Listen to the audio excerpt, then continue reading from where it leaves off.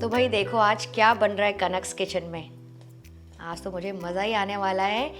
हर सिंधी के घर की शान जो कि संडे को बनाते हैं हम लोग, स्पेशल सिंधी कढ़ी। और आज जो मैं बना रही हूँ ना, वो है टमाटर और बेसन वाली। काफ़ी सारी रिक्वेस्ट आई थी और इसमें डालते हैं बहुत सारे वेजिटेबल्स जिसको हम इंजॉय करते हैं आलू टूक और बूंदी के साथ। तो जब भी कढ़ी बनती है ना सिंधी घरों में, बिल्कुल फेस्टिवल जैसा माहौल हो जाता है। तो चलिए आज मैं आपको दिखाती हूँ इसकी डिटेल रेसिपी। तो भाई इसके लिए लगता है हमको मोटे तले का बर्तन। तो ऑथेंटिकली ना सिंधी घरों में ये वाला बर्तन यूज़ करते हैं मोटे तले का, जिसको कहते हैं सिपरी। इसको चढ़ा देंगे गैस के ऊपर और इसमें मैं डाल रही हूँ 4 टेबलस्पून तेल। तो नॉर्मली हमारे यहाँ ना इसी केवी से यानी कि लैडल या फिर करची से डायरेक्टली तेल डाला जाता है और इसको ना अच्छे से गर्म होने देंगे।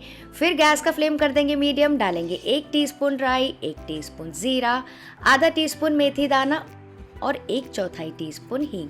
इन सारी चीज़ों को ना थोड़ा सा चला लेंगे 30-40 सेकंड के लिए, ताकि राई जीरा जो है अच्छे से तड़क जाए।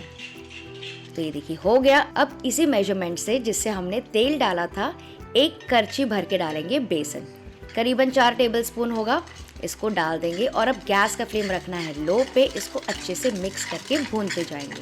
तो इसको कंटिन्यूसली चलाते रहिए और पकाते रहिए, छोड़ना बिल्कुल नहीं है, वरना बेसन जो है वो डार्क हो जाएगा। तो बस यही एक मेन काम होता है सिंधी कढ़ी में। बाकी तो आगे कढ़ी अपने आप ही पकती रहती है।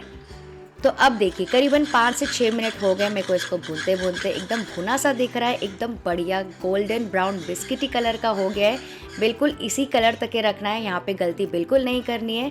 जब इस कलर का आ जाएगा ना तो पूरा घर महकने लगता है इसकी खुशबू से। अब गैस का फ्लेम और भी लो कर सकते हैं या फिर थोड़ी देर के लिए बंद कर सकते हैं। इसी स्टेज में हमको डालना है 1 टीस्पून भर के कश्मीरी लाल मिर्ची का पाउडर और फिर जल्दी जल्दी मिक्स करके इसको पकाएंगे बस 30 से 40 सेकंड के लिए।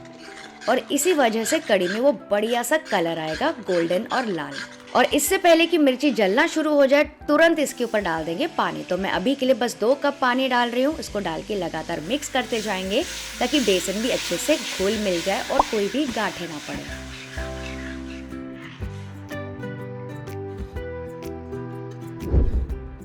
अब नॉर्मली ना मैं यहीं पे डालती हूँ करीबन 12 से 15 करी पत्ता, 2 से 3 बारीक कटी हुई हरी मिर्चें और 1 टेबलस्पून भर के बारीक कटा हुआ या फिर ग्रेटेड अदरक। तो क्या होगा ना, यहाँ पे अच्छी खासी गरमाइश है तो यहीं पे पक जाएंगे। वरना नॉर्मली अगर आप तेल में डालेंगे ना तो बेसन भूनते भूनते ये सारी चीज़ें डार्क होने लगती है। वैसे आप चाहें तो तेल में भी इसको डाल सकते हैं। अब गैस का फ्लेम रख देंगे लो। यहाँ पे मैंने लिए हैं 3 टमाटर। इसको मैंने डाल दिया ब्लेंडर में। इसमें पानी बिल्कुल नहीं ऐड करना है, इसको अच्छे से पीस लेंगे। तो ये देखिए बढ़िया सा फ्रेश टमाटो का प्यूरे भी तैयार हो गया। इसको डाल देंगे बेसन के ऊपर। इससे बढ़िया सी कलर और खटास दोनों आएगी कढ़ी में। 1 टीस्पून नमक भी मैं डाल रही हूँ। मिक्स कर लेंगे 1-2 मिनट के लिए और उसके बाद इसमें डाल देंगे 1 लीटर भर के पानी और इसे भी ना अच्छे से उबलने देंगे। तो ये देखिए अब इसमें अच्छा खासा उबाल आ गया है। तो गैस का फ्लेम कर देंगे मीडियम और इसमें डाल देंगे सारी सब्जियां। तो आज मैं यूज़ कर रही हूँ एक बड़ा आलू, जिसको इस तरह से मैंने बड़े बड़े टुकड़ों में काटा है। 10 से 12 ड्रम स्टिक्स यानी कि सिंगी यानी कि सेम। 15 से 20 डाल रही हूँ ग्वार।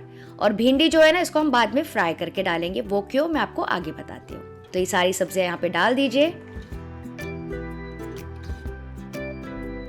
भिंडी अभी के लिए नहीं डालनी है और साथ ही डाल देंगे थोड़ा सा नमक और भी, क्योंकि काफ़ी सारा पानी भी डाला है, वेजिटेबल्स भी डाली है। और इसको मिक्स करके अच्छे से कढ़ने देंगे। गैस का फ्लेम आप लो मीडियम के बीच में रख दीजिए। और अब क्या करना है, कुछ नहीं, इसे ना भूल जाइए। मतलब आपके पास अभी आराम से 10-15 मिनट है और कोई भी दूसरा काम निपटाने के लिए। तो बस इसे ऐसे ही छोड़ दीजिए। ये अपने आप ही कढ़ती रहेगी, कढ़ी में सारा फ्लेवर आ जाएगा, गाढ़ी भी हो जाएगी और इतनी देर में सब्जियां भी पक जाएंगी। तो मेरी मम्मी ना यूजुअली सिर्फ बेसन से कढ़ी बनाती हैं, वो भी कुकर में। तो अगर आपको वो वाली कढ़ी देखनी है ना तो मुझे कमेंट करके ज़रूर बताइएगा। और कुछ लोग ना इसमें यैम यानी कि सूरन, गाजर, गोभी वगैरह भी डालते हैं। अगर आपको चाहिए तो वो भी डाल सकते हैं। तो बस अब इसको ना ढक के पकने देंगे। अब ढकना कैसे है, इसको पूरी तरीके से नहीं ढकना है, वरना पूरी कढ़ी जो है ना बह के बाहर आ जाएगी। इस तरह से थोड़ा सा आधा ढक के आप छोड़ सकते हैं। तो जब तक ये हो रहा है, चलिए एक और तैयारी कर लेते हैं। पैन में ले रही हूँ 1 टेबलस्पून तेल। अच्छे से गर्म होने देंगे। यहाँ पे मैं डाल दूंगी 10 से 12 भिंडी, जिसको मैंने अच्छे से धो के सुखा लिया था। ऊपर नीचे का हिस्सा निकाल दिया। तो इस तरह से आप चाहे तो स्टर फ्राई कर सकते हैं या फिर डीप फ्राई भी कर सकते हैं, क्योंकि भिंडी अगर आप डायरेक्टली डालेंगे ना तो स्टिकी स्टिकी और लेसी हो जाती है। तो बस इसको 2 से 3 मिनट ही चलाना है। और अगर आप बैंगन यूज करते हैं ना तो बैंगन को भी छोटे पीसेस में काट के इस तरह से आप स्टर फ्राई कर सकते हैं। तो ये देखिए भिंडी हो गई, बस ओवर कुक बहुत नहीं करना है हमको, वैसे भी कड़ी में पकने ही वाली है। चलिए कड़ी भी चेक कर लेते हैं। ये देखिए काफी अच्छी खासी कड़ गई है, करीबन 8 से 9 मिनट इसको हो गए। तो यहाँ पे अब डाल देंगे हमारी भिंडी।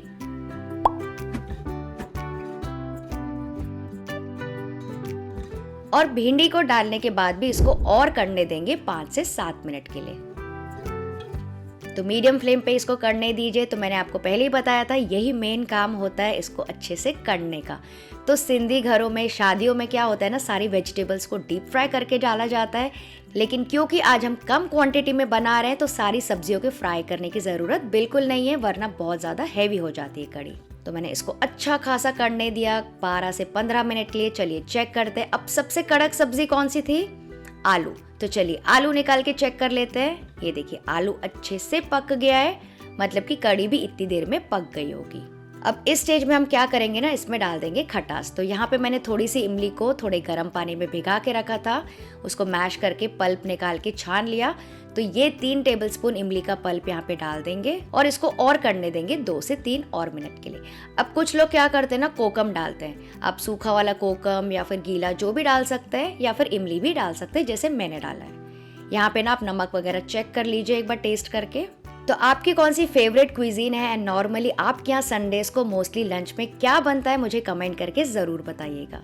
तो हमारे यहाँ ना मोस्टली संडेज को ये वाली कड़ी ज़रूर बनती है कुकर वाले चावलों के साथ, और साइड में हम सर्व करते हैं आलू टूक और बूंदी भी। और अब ये देखिए इसका टेक्सचर, थोड़ा सा ऊपर आपको सतह पर तेल दिख रहा होगा, कलर भी थोड़ा सा गहरा हो गया है। कंसिस्टेंसी देखिए इसकी एकदम परफेक्ट है, बहुत पतली भी नहीं अच्छी लगती है, वरना चावलों को कोट ही नहीं करती है। तो अब इसमें डाल देंगे थोड़ा सा फ्रेश धनिया और मिक्स करेंगे। तो ये देखिए क्या बढ़िया गर्मा गर्म कड़ी है। बिल्कुल इसी तरह से गर्मा गर्म सिपरी से उतरती हुई कड़ी को सर्व कीजिए, और इसको खाने में ना आपको मज़ा ही आ जाएगा। इसको सर्व कीजिए चावलों के साथ, आलू टूक, बूंदी, जिसके साथ आपको खाना है। तो एक बार मेरे कहने पे ना ये वाला सिंधी कॉम्बो ज़रूर ट्राई करके देखना, आपको खाने में ना बहुत ही मज़ा आने वाला है। और अगर आपको आलू टूक का वीडियो देखना है तो यहाँ पे क्लिक करके ज़रूर से चेक कर लेना। तो चलिए ट्राई करते हैं गर्मा गर्म कड़ी चावल और क्रिस्पी वाले आलू के टूक।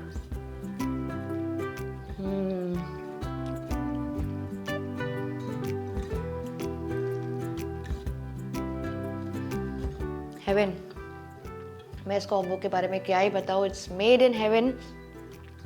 आपको भी रेसिपी ज़रूर से ट्राई करनी है, बिल्कुल इसी तरह से ट्राई करना और मुझे बताना आपको आज की रेसिपी कैसी लगी। मैं आपको दिल से रिक्वेस्ट करती हूँ, अगर आपने ये नहीं खाया ना तो मतलब आप कुछ मिस कर रहे हैं। पक्का से ट्राई करना। वीडियो अगर थोड़ा भी पसंद आया तो लाइक, शेयर, सब्सक्राइब, सेव सब कुछ कर लेना। मज़ा आ गया।